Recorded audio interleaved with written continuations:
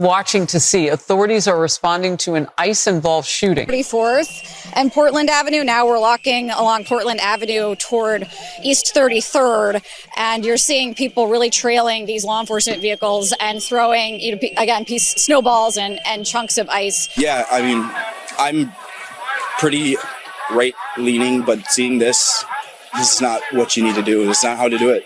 What you're seeing now are images from across Minneapolis as Americans take to the streets in protest against ICE and the Trump administration after what has been described as just daylight murder of an American citizen by an ICE agent. The video that you've likely seen now from several angles shows ICE agents first confronting a woman in her vehicle. An initial agent approaches the driver's side and just tries to yank open the door with no further details shared on why he felt this was necessary to start with. And what transpired was another ICE agent firing shots, subsequently killing her. Local authorities, including Minneapolis Mayor Jacob Frey and Minnesota Governor Tim Walz, rejected the federal government's immediate claim of self-defense and called the shooting instead reckless and unnecessary. And it's clear when you see the video footage online, these questions should be raised about whether the federal narrative spearheaded by the likes of Kristi Noem matches what we are seeing and on-the-ground evidence. You asked about a shooting that we just had in Minneapolis, Minnesota.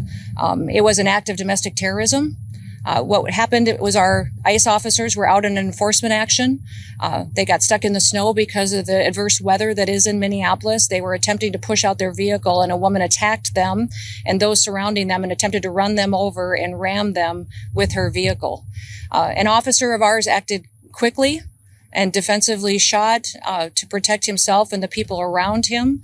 And my understanding is that she was hit and is deceased. We're continuing to gather more information, but this goes to show the assaults that our ICE officers and our law enforcement are under every single day. These vehicle rammings are domestic acts of terrorism. We're working with the Department of Justice to prosecute them as such.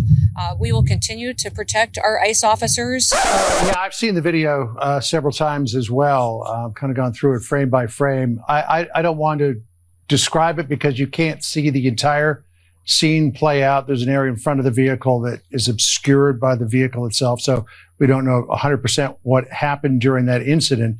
But what I saw, it does counteract the narrative that they were trying to push their car out of the snow. The ICE agents who were involved here, because that vehicle was clearly in the middle of the street as it was approached by a couple of federal agents before it sped off. So again, we'll wait until we get clearance to look at this video and have eyes that are more expert than mine take a look at it. But clearly there are very, very conflicting opinions of what happened. We have the one opinion from DHS, and then we have the other opinion from the mayor and local officials. The president, of course, was on hand to fan the flames by making sweeping, unsubstantiated allegations regarding the victim. His immediate response was to say, "I have just viewed the clip of the event which took place in Minneapolis, Minnesota. It is a horrible thing to watch. The woman screaming was obviously a professional agitator, and the woman driving the car was very disorderly, obstructing and resisting, who then violently, willfully and viciously ran over the ICE officer, who seems to have shot her in self-defense." Now take that, right? What he just said. And then watch the clip again. Does any of that line up? So unnecessary. And I don't know. I hope maybe we're at the McCarthy moment. Do you have no decency? Do you have no decency? We have someone dead in their car for no reason whatsoever. And I don't want to be right about this, but I said, if they do this, they're going to create a chaotic situation where someone innocent's going to get killed.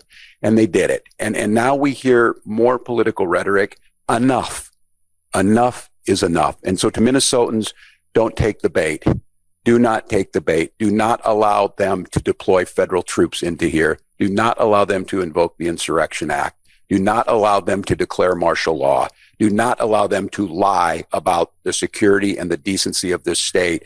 And let's let this investigation play itself out. And he went on to say the reason these incidents are happening is because the radical left is threatening assaulting and targeting our law enforcement officers and ICE agents on a daily basis. They are just trying to do the job of making America safe. Did this American citizen feel safe? Now, I've said it before and I will say it again. This is not a leader. It's barely even a human being. Time and time again, when the opportunity presents itself for him to try and diffuse a situation akin to those he has terrorizing the streets of this country, he just further escalates it. But his point here was echoed by many in the MAGA contingent, claiming that the victim was either trying to run over the agent or use her car as a weapon. Now, not only does video evidence and the direction of her tires before the officer actually shoots debunk that claim, Meidas's own Ron Flipowski, well, he weighed in saying, quote, "I prosecuted and defended hundreds of cases where people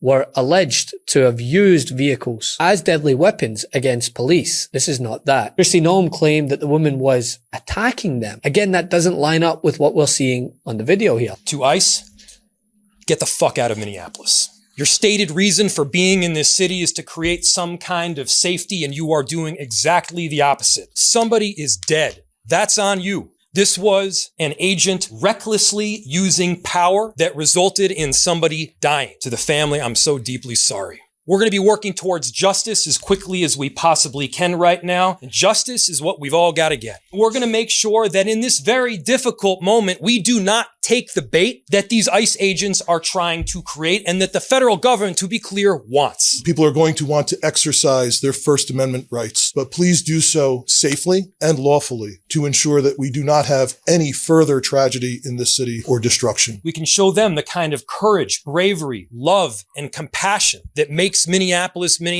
Let's unite around hope and love and peace and getting justice. But what has transpired in the wake of this is an unfortunately all too familiar scene, not only in America, but in Minneapolis, where the people of that city, aggrieved by the gross overreach of law enforcement, take to the streets in protest. Some demonstrators were met with force as tensions escalated, which leads you to assume, right, this environment already volatile after years of federal local tension and painful memories of past police violence in Minneapolis is not going to be calmed by more force. But unfortunately, knowing the president, that is what will likely transpire. Bob, I want to jump in here. I want to ask you where you're at right now.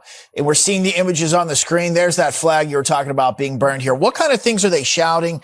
The crowd that's out there. I know they're obviously not happy ICE is there. They've been talking about that. What are they saying? You know, what's the energy like where you are right now? So that's one reason why I'm not getting too close so I can hear all of you, because it is loud out here. It's profanities, a lot of profanities against ICE. Breaking down what exactly you saw this morning. Basically, ladies trying to warn everyone ICE is in the neighborhood. Just letting them know, hey, and telling ICE, hey, you're destroying families, whatnot. Stop doing this. Hey, get out of here. Stop that. She reversed so traffic can go by. The pickup truck, gray pickup truck, officer ICE got out and was telling her, hey, well, didn't tell her anything, really, just telling her what, I'm going to open up your door and I'm going to get you out. And that's when the shooting happened and the car took off and then it sped off and crashed right into the cars. Can you talk about the agent that was stepped in front of the car? The way he was in the clear.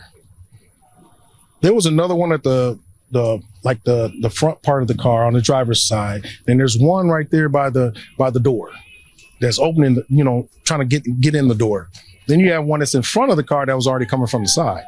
And he was just getting clear because he already see that, hey, this person could take off, but, maybe I'll try to, intimidate you with my gun. Hence why messaging from Governor Walz like this is so crucial, where he calls for nonviolent protest. Back. Let me be clear. Donald Trump and his administration may not care much about Minnesota. That's been pretty evident, but we love this state. We won't let them tear us apart. We'll not turn against each other. To Minnesotans, I say this: I feel your anger. I'm angry. They want a show. We can't give it to them. We cannot.